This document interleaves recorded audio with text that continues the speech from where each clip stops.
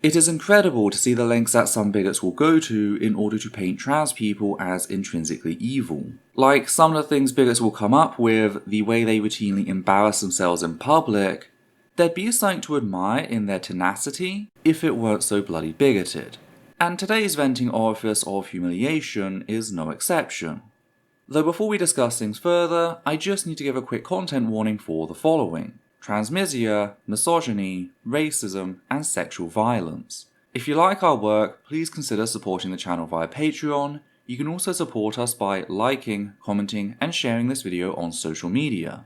Hey there, my name's Ethel Thurston, she, her, they, them, and today we're responding to a letter sent into The Guardian titled Reframing the Need for Single-Sex Spaces Under the Equality Act, which was written by Jackie Lewis. And when I say written, I mean just filled to the brim with lies and dehumanization targeted at trans people.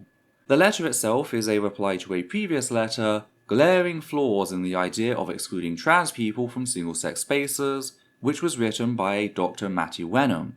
Both letters are a response to the EHRC's recent anti-trans proposals to change the Equality Act of 2010 in order to exclude trans people and open them up to violence, a move that will push the UK into Stage 8 of the 10 stages of genocide, persecution, with Stage 9 being extermination and Stage 10 being denial, a fact we explored in greater detail in a previous video, linked below.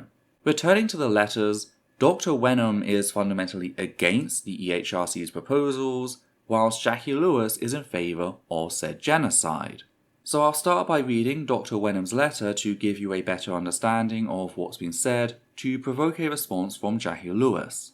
Dr. Wenham wrote that, quote, "The Equality and Human Rights Commission's advice to the Minister for Women and Equalities, Kemi Badenoch, could rewrite law to allow trans exclusion from single-sex spaces, 4th of April, appears to avoid addressing the key issue driving recent attention on the rights of trans people, access to single-sex toilets and changing spaces. They appear not to have taken the issue to a logical conclusion, an exercise that reveals two glaring flaws.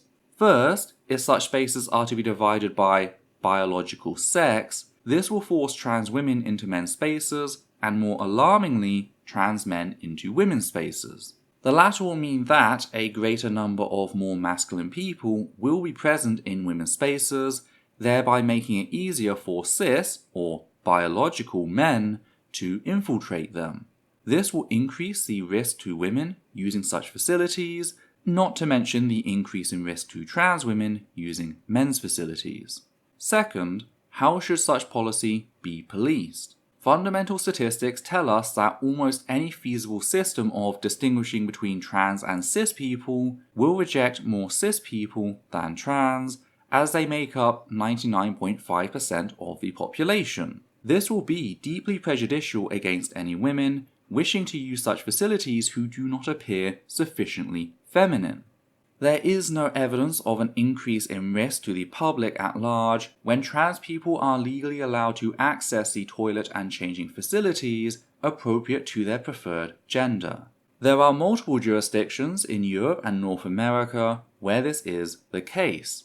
Any administration seeking to increase the protection afforded to women should be pledging to criminalize sexual harassment, decriminalize abortion, introduce menstrual leave, increase funding for women's refuges, make misogyny a hate crime, increase prosecutions for rape, and end rapist parental rights." End quote. So pretty basic stuff. Trans people are already guaranteed access to gendered or single-sex spaces under the Equality Act. Trans people have not been shown to be a danger to cis people, and the EHRC's proposals are completely ungovernable for a variety of reasons. Dr. Wenham also lists a number of things far more important that the government should be acting upon, but isn't. Yet, as already mentioned, Jackie Lewis was not happy, bringing us to their reply. They open their letter with, quote, "Regarding the letter from Dr. Matthew Wenham, glaring flaws in the idea of excluding trans people from single-sex spaces, 11th of April, this issue can be reframed as allowing single-sex spaces as set out in the Equality Act, rather than excluding trans people from single-sex spaces. under its terms, single-sex spaces are lawful if it can be shown that it is a proportionate means of achieving a legitimate aim. As there are many more women in the population than trans women, and therefore many more women than trans women who need to use public toilets, this is certainly proportionate." End quote. Right, except you left out the part where the EHRC's official 2010 guidelines regarding the Equality Act state, and I do quote, "A service provider can have a policy on provision of the service to transsexual users, but should apply this policy on a case-by-case basis in order to determine whether the exclusion of a transsexual person is proportionate in the individual circumstances." End quote. Emphasis added by me. And this isn't the only times the guidelines make this clear, as can be seen under the heading Proportionate Means of Achieving a Legitimate Aim, specifically Chapter 13, Paragraph 4, which read, quote, "Every time a service provider, person exercising public functions, or an association proposes to rely on an exemption for which this test is a precondition, they need to ensure that their action in the particular case meets both parts of the test, that it has a legitimate aim, and is a proportionate means of meeting that aim. In cases of dispute, ultimately whether an action is a proportionate means of achieving a legitimate aim will be determined by the courts." End quote. Again, emphasis added by me.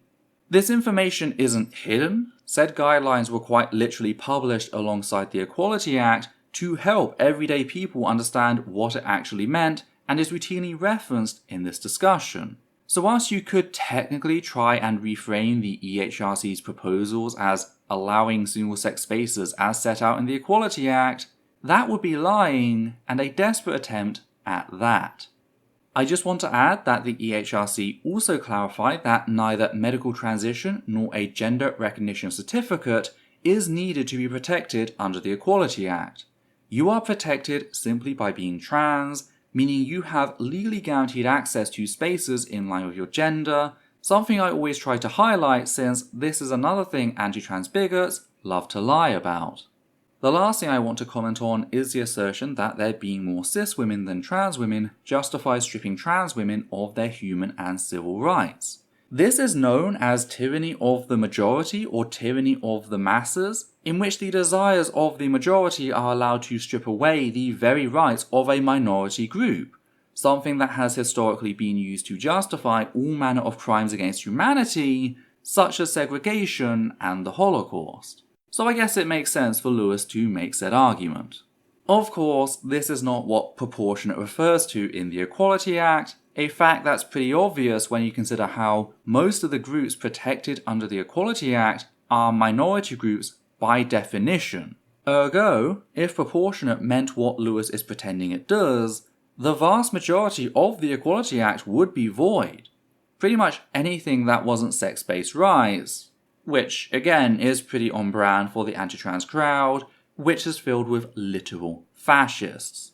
In reality, however, proportionate, as defined in the EHRC guidelines, refers to means that are deemed appropriate and necessary, with the standard of evidence required increasing alongside the degree of harm likely to be caused to the individual.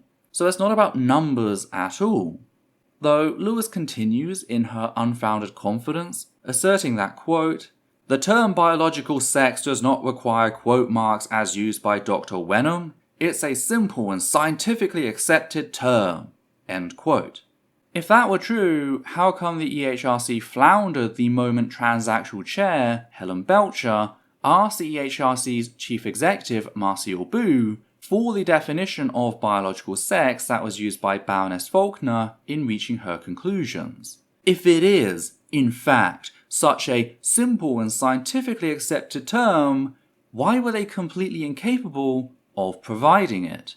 Why was it later revealed by an EHRC director, Melanie Field, that they were in fact using the administrative gender assigned to a person at birth as their definition of biological sex? It's quite easy to assert that the science supports you. It's another thing entirely for you to demonstrate that. I, on the other hand, can point out the facts that the British Medical Association, a prestigious scientific institution consisting of over 159,000 doctors and 19,000 medical students throughout the UK, stood with trans people in 2020, reaffirming their right to access gendered or single-sex spaces in line with their declared gender. This is in part because the understanding of sex held by actual medical professionals reveals the subject to be much more complicated than previously assumed. Not only do trans people exist, with gender being an attribute or sex, but we as a species are relatively monomorphic, at least physiologically, displaying low bodily sexual dimorphism.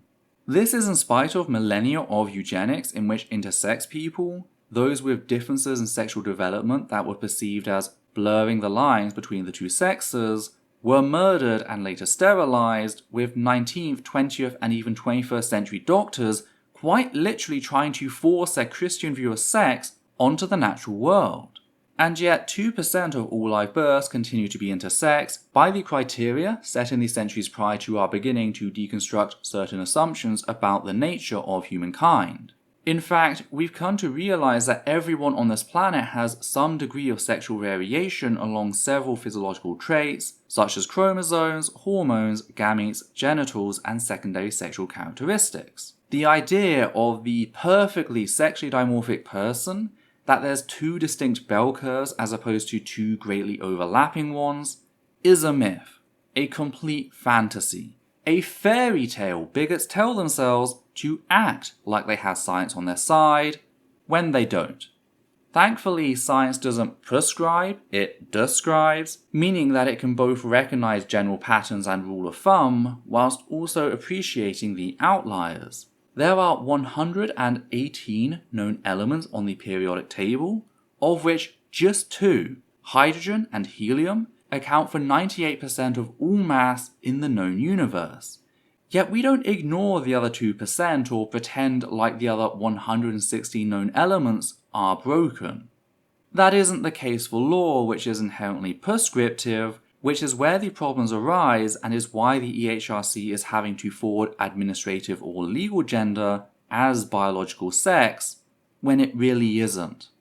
The gender a person is assigned at birth is an administrative gender because a person's genitals are not fully formed when said gender is declared, the infant hasn't gone through puberty or had their adult level hormones tested, doctors don't typically test an infant's chromosomes when they're born, and they don't typically wait to ask the child about their gender. They just make a probability-based guess reliant on the previously mentioned patterns. And whilst they're right 97.5% of the time that the child is a cis endosex person, that doesn't mean the other 2.5% can just be erased from existence or worse, persecuted, because they simply don't fit your outdated and ideologically simplistic worldview. Biology is not simple, it is messy, it is chaotic, and it does not translate well into legislation. Carrying on, Lewis asserts that, quote, Dr. Wenham's assertions that trans men in women's spaces will mean that a greater number of more masculine people will be present in women's spaces conflate sex and gender, which are different things. A trans man who, for example, wears a man's suit may well present as more masculine under the rules by which we gender clothes, but is biologically a woman. It is also quite an assumption that the presence in women's spaces of a greater number of more masculine people who are biological women might be of more concern than an open door to biologically male people who as a class are stronger and bigger than women and therefore potentially present more danger. End quote. Except it is no more an assumption than the assertion that cis men would lie about being trans women to enter women's spaces, which is where this argument is sourced from. Dr. Wenham is quite literally taking your own bigoted argument about trans women and turning it against you by pointing out how, under the system proposed by the EHRC, a cis man could just as easily claim to be a trans man and would subsequently be forced to use women's services. Dr. Wenham was not presenting trans men as a threat, as you seem to suggest, but rather pointing out how cis men could, in theory, abuse the system by your own mislogic. Any attack upon this argument is a condemnation of your own position. So well done in falling right into their trap, you absolute tool. As for the assumption that trans people share averages with cis people of the gender they were assigned at birth, that simply isn't the case. Trans women, for example, have significantly lower aerial bone mineral density, or ABMD, than cis men before they start any medical treatment. What's more is, whilst estrogen actually increases ABMD, it doesn't erase the gap completely, with their final ABMD still being significantly lower than cis men. And things only get worse for you if we look at volumetric bone mineral density, VBMD, sometimes referred to as true bone mineral density. Not only is the VBMD of trans women prior HRT significantly lower than cis men, but it actually decreases once trans women are put on HRT, at least in the 2 sites the study measured. Again, it's complicated, but it goes to show that you can't just assume trans women share qualities with cis men and trans men share qualities with cis women, regardless of whether they've been on HRT or not. Biology just doesn't work that way. Furthermore, a lot of the assumptions made about gender in the West have their roots in white supremacy. That is why the first targets of trans truthers or transvestigators were black women such as Michelle Obama. That's why most of the athletes targeted with accusations of being trans are black or dark-skinned South Asian women. Because white supremacy has conditioned people to perceive darker women as taller, louder, and more aggressive than white women, all attributes society has taught them to associate with masculinity. That is why darker women, along with lesbian and intersex women, are more likely to be assaulted whilst trying to use a public bathroom after people assume they're trans. Because, spoiler, bigots cannot always tell if a person is trans, as they like to assert so often, a fact well and truly established as early as 2016. So Lewis has done absolutely nothing to tackle Dr. Wenham's arguments. In fact, they completely ignored the second one on how the proposals would be policed. Yet they continue, adding that, quote, Dr. Wenham asserts that there is no evidence of an increased risk to the public when trans people are legally allowed access to the facilities appropriate to their preferred gender. I wonder if Dr. Wenham knows whether evidence is being collected and what evidence exists that there isn't an increase in risk. Absence of evidence, after all, is not evidence of absence. End quote. This is just a straight-up argument from ignorance, a logical fallacy that presupposes a position to be true based on an apparent lack of evidence to the contrary. For example, there's no evidence that proves Lewis doesn't strangle puppies, therefore we can assume that Lewis strangles puppies. In this instance, Lewis asserts that there could be as of yet undiscovered evidence that trans people are a risk to the public, therefore she asserts they are. The thing with an argument from ignorance in an instance where there is no evidence either way is that it can be turned back on them with the exact same force. Lewis hasn't shown us that there isn't evidence that proves trans people aren't a risk to the public, therefore we can conclude they're not. After all, absence of evidence is not evidence of absence. The problem for Lewis, however, is that we do have evidence, a fact noted by Dr. Wenham in the very sentence Lewis is quoting, which ends with, quote, there are multiple jurisdictions in Europe and North America where this is the case, end quote. This is a reference to the 20 countries that have fully fledged self-ID. Lewis deliberately edited this out in order to pretend as if Dr. Wenham wasn't falling back on over a decade of testing by other countries. And yes, said testing has made it into peer-reviewed science, as seen in a 2019 article titled Gender Identity, Non-Discrimination Laws in Public Accommodations, a review of evidence regarding safety and privacy in public restrooms, locker rooms, and changing rooms, which was published in Sexuality Research and Social Policy, a peer-reviewed journal. Said article's abstract states that, quote, this study presents findings from match pairs analysis of localities in Massachusetts with and without gender identity inclusive public accommodation non-discrimination ordinances. Data come from public record requests of criminal incident reports related to assault, sex crimes, and voyeurism in public restrooms, locker rooms, and dressing rooms to measure safety and privacy violations in these spaces. This study finds that the passage of such laws is not related to the number or frequency of criminal incidents in these spaces. Additionally, the study finds that reports of privacy and safety violations in public restrooms, locker rooms, and changing rooms are exceedingly rare. This study provides evidence that fears of increased safety and privacy violations as a result of non-discrimination laws are not empirically grounded. End quote. Emphasis added by me. Hell, even ignoring other countries, the UK has allowed trans people access to gender spaces without a GRC since 2010 with no negative impact. In fact, it wasn't viewed as an issue until the re-emergence of fascism in Europe and the US. Both Dr. Wenham and Lewis acknowledge that trans people have had access to gender spaces since 2010, yet Lewis acts as if their imagined fear holds water over observable evidence when it doesn't.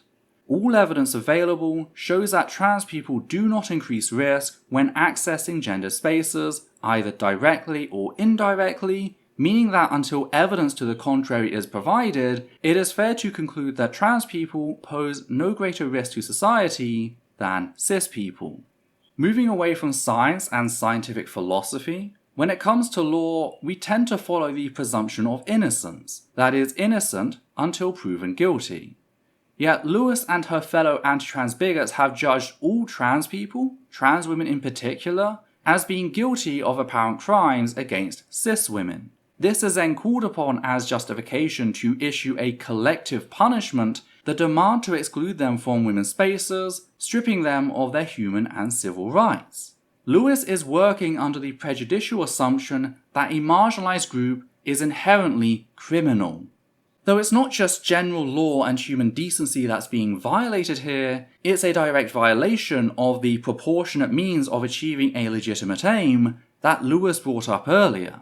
Chapter 5, paragraphs 25 and 26 of the EHRC guidelines read as quote, "If the person applying the provision, criterion, or practice can show that it is a proportionate means of achieving a legitimate aim, then it will not amount to indirect discrimination."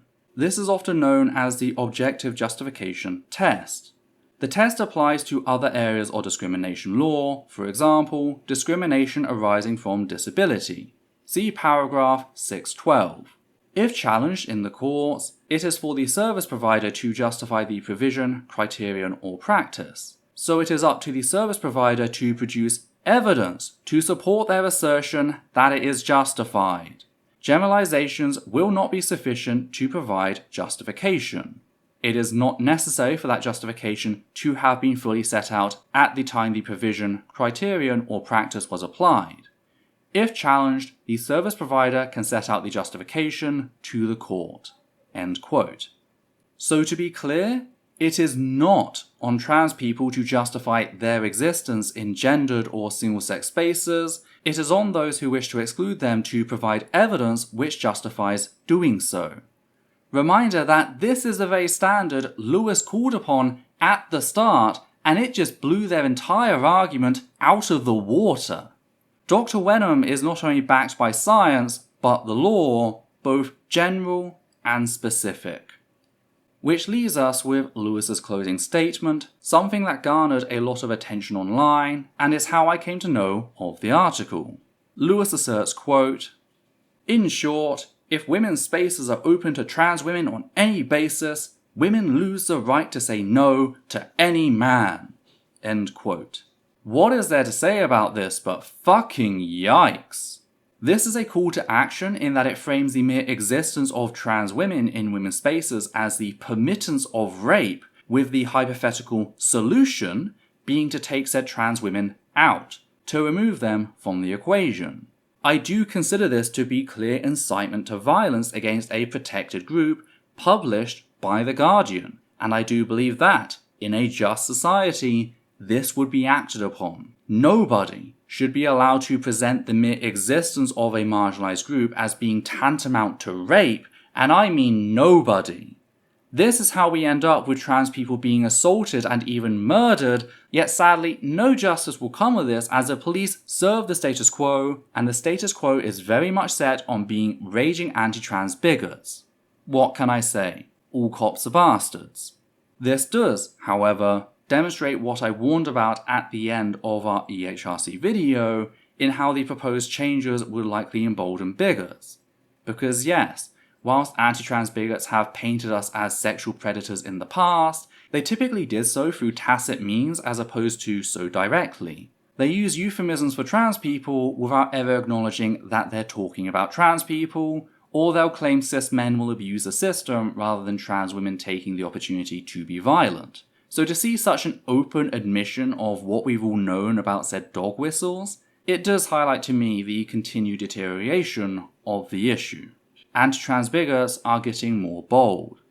The last thing I like to comment on is how it reveals Lewis to be sitting in a position of privilege. As a rape survivor, I could never imagine being so fucking fragile as to compare the existence of a demographic to being raped. Their words show me that they have no idea as to how traumatic said experience is, allowing them to view it as a political red button to throw out there with no care about how said misuse of the topic impacts survivors. This person is not safe for anyone to be around, but they're especially unsafe for both trans people and survivors of sexual violence. If you appreciate what we do here and want to help out, please consider becoming one of our wonderful patrons who make our work possible. On that note, we'd just like to thank the following people: Matthew Kovac, Gerrit Van Voorst, Hannah Banghart, Marble Wings, Sosh Daniels, Flynn, and Higgins the Seagull. And for myself, Adita and Levi, take care now.